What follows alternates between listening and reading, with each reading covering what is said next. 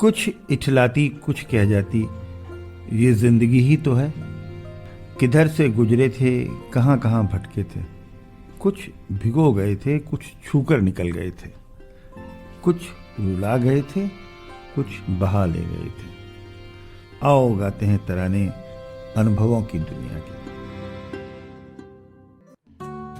नमस्कार दोस्तों, आप वरिष्ठ नागरिकों द्वारा प्रस्तुत पॉडकास्ट कार्यक्रम अनुभव 2.0 सुन रहे हैं। ये कार्यक्रम भारत सरकार के सामाजिक न्याय एवं अधिकारिता मंत्रालय के लिए राष्ट्रीय सामाजिक सुरक्षा संस्थान एवं मीडिया फॉर कम्युनिटी फाउंडेशन द्वारा प्रस्तुत किया जा रहा है। इस परियोजना की संकल्पना श्री आर श्रीधर ने की है तथा आशीष तिवारी एवं पूजा मुराडिया ने इसे साकार किया है। सभी श्रोताओं को रूपाली चंद्रा का नमस्कार। आज की एपिसोड में हम एक बहुत ही इंटरेस्टिंग इंसान को लाए हैं। इनके जो प्रोफेशन है उससे हट के इन्होंने इतनी सारी चीजें की हैं जो अमूमन एक साधारण इंसान के लिए, व्यक्ति के लिए करना बहुत मुश्किल है, क्योंकि नौकरी के साथ साथ वक्त निकालना दूसरी चीजों के लिए, और वो एक नहीं अनेक चीजों के लिए। मिलते हैं आज श्री अखिलेश अग्रवाल जी से, जो पेशे से तो इंजीनियर हैं, लेकिन और इन्होंने क्या क्या किया है अपनी नौकरी के साथ साथ, उन्हीं से जानते हैं। आपका बहुत बहुत स्वागत है अखिलेश जी, नमस्ते। और अपने करियर के बारे में, अपनी क्वालिफिकेशन के बारे में आप खुद ही बताएं श्रोताओं को, तो बहुत अच्छा रहेगा। रूपाली जी नमस्कार। मैंने 1975 में आईआईटी कानपुर से मैकेनिकल इंजीनियरिंग में ग्रेजुएट किया था जी। और उसके बाद कलकत्ता में एक कंपनी में मैंने जॉब शुरू किया। कंपनी का नाम था मेटल बॉक्स। उस टाइम की बड़ी जानी मानी कंपनी थी जी। इस कंपनी की मेन एक्टिविटी पैकेजिंग था, जैसे tin cans, toothpaste tubes, paper and plastic packaging. और कलकत्ता में उनकी एक मशीनरी मैन्युफैक्चरिंग डिवीज़न थी।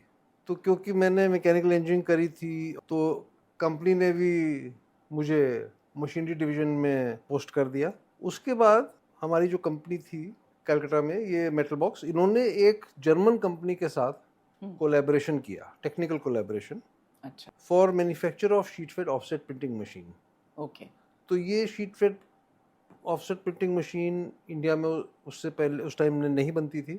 इस कंपनी का नाम था MAN रोलैंड। अच्छा। और ये फ्रैंकफर्ट के पास में एक जगह है ऑफेनबाख, वहाँ उनके प्लांट थे।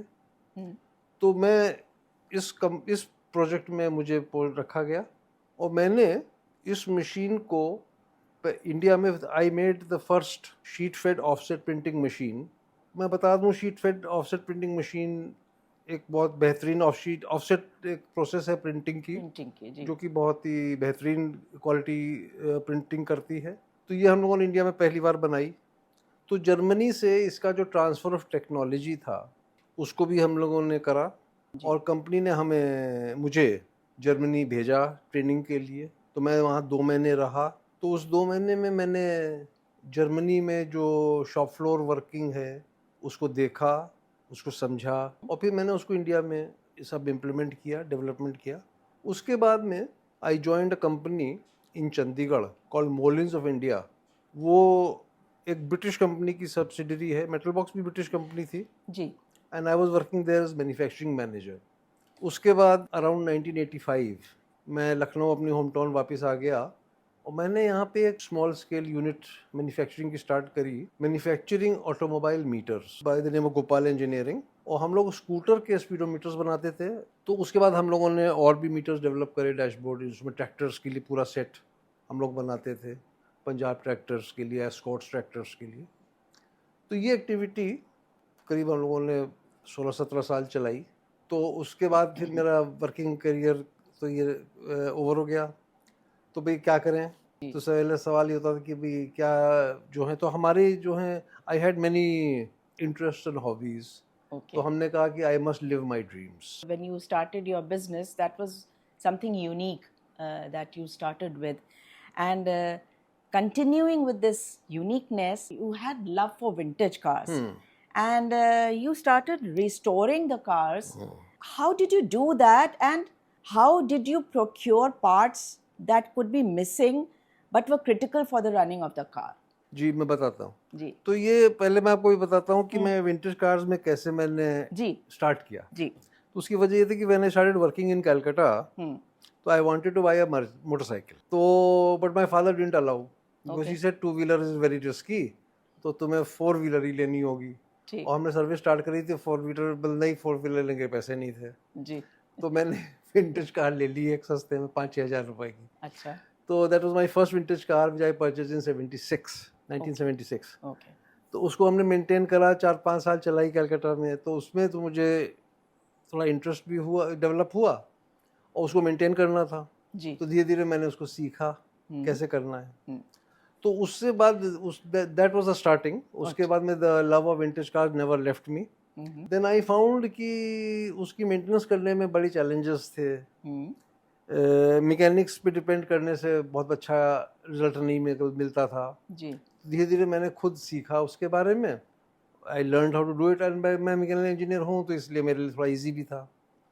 सबसे बड़ी प्रॉब्लम विंटेज कार मेंटेनेंस में होती है पार्ट्स के अरेंज करने की। जी जी तो पार्ट्स में कोई इसका कोई सिंगल आंसर समाधान नहीं है। अच्छा मतलब depending on the nature of the part you have to follow different different approaches. Okay तो पहले तो ये है कि भाई आप कभी कबाड़ी मार्केट में चले जाइए, वहाँ सेकेंड हैंड पार्ट्स मिल जाते हैं। अच्छा इंडिया में नहीं तो आप इंपोर्ट कर लीजिए। अब तो बहुत इजी हो गया क्योंकि ऑनलाइन कर सकते हैं। जैसे many websites are there like Right. EBay, तो उससे आप बाहर कल तो I have purchase part from France, Italy, Germany, UK, America, Australia, सब पूरी ग्लोबल अच्छा सोर्सिंग। वाह तो ये कर लीजिए। जी उसके बाद क्या होता है, अगर ये पार्ट्स वो भी नहीं मिलते तो कुछ पार्ट्स जो हैं एक गाड़ी के दूसरे गाड़ी में लग जाते हैं। अच्छा कुछ स्टैंडर्ड पार्ट्स होते हैं, जैसे इलेक्ट्रिकल आइटम्स है, बल्ब्स है, इलेक्ट्रिकल आइटम्स हैं, स्टैंडर्ड पार्ट्स होते हैं, बेयरिंग्स हैं, इस टाइप की कई चीज़ें ऐसी होती हैं जो कॉमन है कॉमन होती हैं। जी तो आप एक गाड़ी में ढूंढ लीजिए हम्म और दूसरी गाड़ी में फिट कर लीजिए, तो वो भी ठीक चलता है। कई बार ऐसा हुआ कि इन चीज़ों से सब इन सब तरीकों से किसी से भी पार्ट्स नहीं मिल पाए, तो उसके लिए फिर कुछ सब्स्टिट्यूट करना पड़ता है, कुछ नया करना पड़ता है। तो कई बार एज अ लास्ट रिसोर्ट, जिसे कहते हैं आखिरी रास्ता, जी वो होता है कि पार्ट्स खुद बनाने पड़ते हैं। तो मैंने because I am a mechanical engineer, हाँ। My I have shop floor experience, I was जी manufacturing manager and manager machine shop. जी तो मुझे थोड़े से पार्ट्स मैन्युफैक्चरिंग में सहूलियत होती है। अच्छा तो मैंने बहुत बार जो है अपनी विंटेज गाड़ी के लिए पार्ट्स खुद बनाए हैं। तो ये मैं इस तरह के मेरे पास इस समय मेरे पास अभी 3 गाड़ियां हैं। अच्छा मेरे पास जो मेरी कलकत्ता में शुरू में 1976 में थी, वो Fiat 500 two seater convertible Topolino करके गाड़ी थी, जी with a very small car, original small car. वो अभी भी है मेरे अभी पास भी में, है उसको और मेंटेन रनिंग कर रहा हूँ। कंडीशन में जी बिल्कुल, क्या डेली बात रनिंग भी वाह। है। एक दो बीच में मैंने गाड़ियाँ रिस्टोर करी थी, वो सेल भी हो गई हैं। अच्छा अभी मेरे पास एक गाड़ी है जी जो स्टैंडर्ड 12 है, 1934 की, made in England, which was the personal car of the last British governor of UP. In those days UP में ओहो was United जी Provinces। जी तो 1935 से लेके 90 is 90 years old, 1935 से लेके 1947 तक वो last British governor of UP की पर्सनल कार थी। उसके बाद वो इत्तेफाकन वो गाड़ी कुछ खराब वराब हो गई, तो किसी गैराज में पड़ी हुई थी। फिर वो लकीली वो मुझे मिल गई। अरे मैंने उसको रिस्टोर किया अपने हाथों से, अच्छा और उसको रिस्टोर करने में मुझे 3 साल लग गए। और जो हमने उस इंजन की परफॉर्मेंस है, it is as good if not better than the original. क्या बात है। तो इट अच्छा, must be priceless. I mean क्योंकि इनकी जो वैल्यू है और इनको जो परखने वाले हैं वो उसकी कीमत जानते हैं, प्राइसेस। तो बट आप एक अंदाज़ा दें, हमारे श्रोता लिसनर्स बहुत क्यूरियस होंगे कि इन विंटेज कार्स की प्राइसिंग जो है, वैल्यू कैसे, कहाँ से लेके कहाँ तक वेरी करती है? मैं समझता हूँ इसकी वैल्यू हमारे लिए पर्सनली जी फाइनेंशियल वैल्यू की बात नहीं है। अच्छा बहुत लोगों का ये आइडिया है कि विंटेज कार में तो बहुत पैसे लगते हैं, हम्म लेकिन ऐसा नहीं है। अच्छा मेरे हिसाब से पैसे की ये मामला, ये विंटेज कार पैसे का खेल नहीं है। अच्छा हाँ, इसमें इंटरेस्ट, पैशन और टाइम, राइट ये ज़्यादा है हमें। और खरीदने वाले भी जो होते हैं वो शौकीन मिजाज वाले ही होते हैं और उनको उनकी कद्र पता होती है तभी वो आते हैं जी। लेने। तो मेरा स्पेशलाइजेशन इंजन्स में है। मैं अच्छा। स्पेशलाइज करता हूँ इंजन्स का रेस्टोरेशन में। ओके। और ये विंटेज कार का जो वर्क था, हम्म इससे कुछ और चीज़ें भी मैं करता हूँ। हम्म। इसमें एक वो थोड़ा सा मेरा शुरू से फ्लाइंग में इंटरेस्ट रहा है, एविएशन अच्छा में। अच्छा जी। तो जब मैं इंजीनियरिंग पढ़ता था हम्म तो उस टाइम में हमारे यहाँ एक वो कानपुर में, आईआईटी कानपुर में एक स्ट्रिप थी और वहाँ पे ग्लाइडिंग होती थी, ग्लाइडर्स थे। अच्छा। तो मैंने वहाँ ग्लाइडिंग सीखी। हम्म। उसके बाद कानपुर में जी एक फ्लाइंग क्लब हुआ करता था सिविल एरोड्रोम पे, जी। तो वहाँ पर मैंने पावर फ्लाइंग भी सीखी। तो I Okay. Got private pilot licence as well as glider pilot's licence अच्छा। And I soloed in both gliding as well as flying. वाह। तो उसके बाद जब I took retirement, then I started doing flying of radio controlled model aeroplane and also helicopters, oh model helicopters. अच्छा। हाँ, तो which is also very interesting, helicopters की flying, तो जी। मैं वो भी करता था। अच्छा, मैंने आपसे जिक्र किया कि मेरा स्पेशलाइजेशन इंजन्स में है, जी। तो उसमें फिर एक और एक्टिविटी मेरी डेवलप हो गई उसमें, कि मोटर बोटिंग। Motor boat. अच्छा। उसमें वो ऐसे हुआ कि जब मैं छोटा था तो हमारे घर में एक मोटर बोट इंजन हमारे फादर ने लिया था, अच्छा। और वो चलता नहीं था और किसी को मालूम भी नहीं था कैसे चलाना है। बट क्योंकि मेरा टेक्निकल इंटरेस्ट था और इंजन्स में इंटरेस्ट था, उसको मैंने एक दो बार चलाने की कोशिश करी गोमती में। बट उस इंजन में कुछ कूलिंग प्रॉब्लम थी। इंजन्स और motor boat engines are water cooled, तो ये इंजन हमारे पास पड़ा रहा, इंजन पड़ा। तो जब मैं रिटायर हो गया जी। तो फिर मैंने इसके वाटर पंप के लिए I found some material in a scrap. ये इंजन 1947 का है, तो it's a vintage, it's a motorboat engine, but that too also vintage motorboat engine, and it is in perfect running condition. क्या बात है। तो उसको मैं कई बार गोमती में जाता था बोटिंग करने के लिए। जी जी। तो हमें मोटर बोटिंग चालू हो गई, तो हम गोमती में कई बार करते थे मोटर बोटिंग। एक आपने बहुत ही यूनिक काम किया है और लखनऊ वालों के लिए तो ये बहुत ही गर्व की बात है जो आपने करके दिखा दिया। लखनऊ वाले जानते हैं कि हुसैनाबाद में एक हुसैनाबाद क्लॉक टावर है और उसमें एक घड़ी बनी है और वो घड़ी बहुत सालों से बंद पड़ी थी और वो घड़ी की बड़ी अहमियत थी। पुराने लखनऊ वाले उस घड़ी को देखते थे जब नमाज पढ़ना हो, कुछ हो, तो एक आइकॉनिक वो था, उसका अहमियत थी और वो बंद पड़ी थी। लेकिन हमने सुना कि आपने उसको चला दिया, रिस्टोर कर दिया। ये कैसे हुआ और कहाँ, कैसे आपके मन में आई? ये मैं बताता हूँ इसको। ये भी हमारे, देखिए ऐसा है कि जो हमारे जो इंटरेस्ट हैं थोड़े अनयूजुअल हैं जी, और एक चीज से दूसरी चीज निकलती है। हाँ हाँ। इसी तरीके से एक दिन हम मोटर बोटिंग कर रहे थे गोमती रिवर में जी।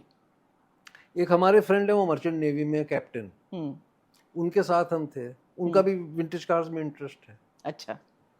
तो इत्तेफाक से हम लोग हुसैनाबाद क्लॉक टावर के बगल से गुजरे।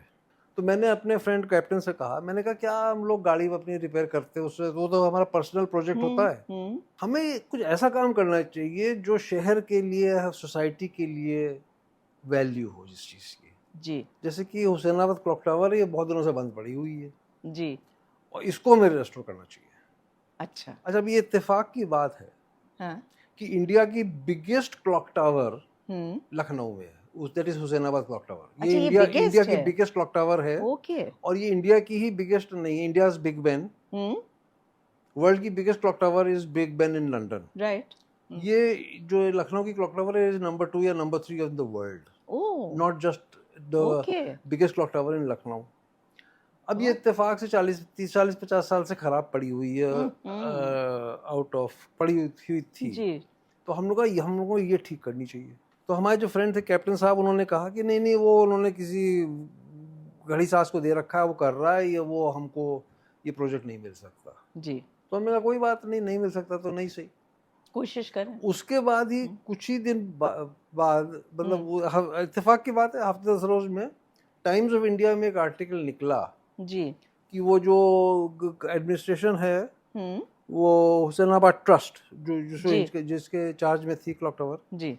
वो 15-20 साल से 25 साल से कोशिश कर रहा है, कोई मिल ही नहीं रहा उसको ठीक करने के लिए, और जिसको ये काम दिए गए वो नहीं कर पाया, अरे वाह, तो वो फेल हो गया। तो अब जो है तो आपकी ट्रस्ट ने बारी आ डिसाइड गई। करा जी। कि ये क्लॉक जो ओरिजिनल क्लॉक है उसकी जगह हम क्वार्ट्स की क्लॉक लगा देंगे। ओहो। जी। तो हम डीएम के पास में गए और हमने कहा कि साहब इसको आप जो हैं, हिस्टोरिक क्लॉक है 1885 की, 150 साल पुरानी, built in made in England, और इसकी बड़ी हिस्टोरिक वैल्यू है, उसको हटा के आप क्वार्ट्स लगा रहे हैं जिसकी 50 रुपए जी। वैल्यू है। जी। ये तो सोना है, कोई मिट्टी करने वाली बात है। बिल्कुल। तो उन्होंने क्या क्या करे, कोई मिलता ही नहीं करने के लिए उसे रिपेयर। तो हमने कहा एक मौका हमको दीजिए। तो वहाँ हम लोग गए देखने। जब हमने देखा तो बड़ी हालत ख़राब थी, जी। क्योंकि उसमें क्लॉक टावर में इलेक्ट्रिसिटी से नहीं चलती है, it is not powered by electricity. जी। उसमें जो है ऊपर 200 फुट की ऊंचाई है, जी। और उसमें सब लकड़ी की स्टेयरकेस थी जो कि सड़ी गली थी, ओ। और उसमें कबूतरों का गंदगी थी, हाँ, और हाँ। चिमगादड़ों का घोंसले थे, ओहो।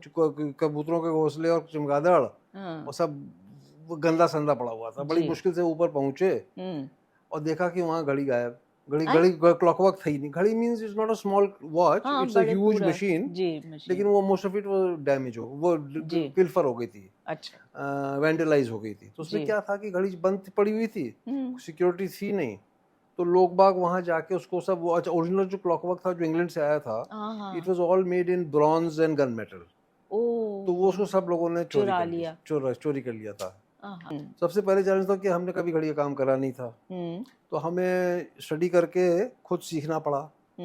दूसरी चीज़ ये है कि वहाँ पे घड़ी थी ही नहीं, तो जी। कोई और ना कोई वो ट्रस्ट के पास में ना कोई इंस्ट्रक्शन मैनुअल थी, ना फोटोग्राफ थे, ना कोई ड्राइंग थी, ना कोई व्यक्ति था जो जिंदा जी। व्यक्ति जिसको उसके बारे में नॉलेज हो। मालूमात हो। तो मैंने घड़ी सा काम खुद सीखा, अच्छा। इंटरनेट से स्टडी करके। अच्छा। फिर मैंने उस पूरी क्लॉक वर्क को डिज़ाइन किया। फिर मैंने एक एक पार्ट के लिए मटेरियल अरेंज करा लोकली। लकीली मेरे पास एक बहुत बढ़िया असिस्टेंट था, अच्छा। जो कि जिसने पार्ट्स बनाए, खरा दिया जिसे कहते हैं हिंदी में। और और फिर हम लोगों ने जाके वहाँ पे काम किया। तो हमें वहाँ 3 साल लगे बनाने में, 3 साल। And we did this job free of charge. वाह, तो ये आपने बहुत बड़ी देन दी है लखनऊ वालों को। आप अभी तक इसमें विश्वास नहीं करते कि आपकी उम्र हो गई, या अब ये टाइम काम करने का नहीं है। जैसे कुछ लोगों की रिटायरमेंट के बाद सोच हो जाती है कि अब बहुत काम कर लिया, अब क्या करें, और इस वजह से कभी कभी वो डिप्रेशन में चले जाते हैं, लोनलीनेस हो जाती है। ऐसे लोगों के बारे में या उनको ऐसी दशा में ना पहुंचे वो, उनके लिए आप क्या कहना चाहेंगे? ये बड़ा बहुत, each individual has his own personality. Right. तो मेरा सोच ये है जी। कि one should live one's dreams. तो जितने भी कोई भी हमने लाइफ में एक पॉलिसी फॉलो करी जी। कि कोई भी शौक है, कोई भी इच्छा है कि ये काम करना चाहिए, तो उसे करा। विंटेज कार्स को रेस्टोर करते हैं। मैं अभी भी डेली 3-4 घंटे वर्कशॉप अपने गैराज में काम करता हूँ। अच्छा। विंटेज कार्स में जी। और हमें मौका मिला, अपॉर्चुनिटी मिली, हमने क्लॉक टावर को ठीक करा। जी। तो one should do new things, one should accept challenges, and one should live one's dreams. तो ऐसा अगर आप करें जी, तो बोर्डम के लिए तो वक्त ही नहीं है। बिल्कुल सही कहा आपने। और आप एक इंस्पिरेशन है इस उम्र के लोगों के लिए। आपसे मिलके बहुत अच्छा लगा, बातें करके बहुत अच्छा लगा। आपका बहुत बहुत धन्यवाद। दोस्तों, आप लखनऊ की संस्था पीपल्स इनिशिएटिव के पॉडकास्ट कार्यक्रम अनुभव 2 को सुन रहे थे। वरिष्ठ नागरिकों की सुविधा के लिए भारत सरकार की हेल्पलाइन नंबर 14567 पर आप प्रातः 8 बजे से रात्रि 8 बजे तक वरिष्ठ नागरिकों की किसी भी समस्या पर सहायता प्राप्त कर सकते हैं। Thank you and have a good day.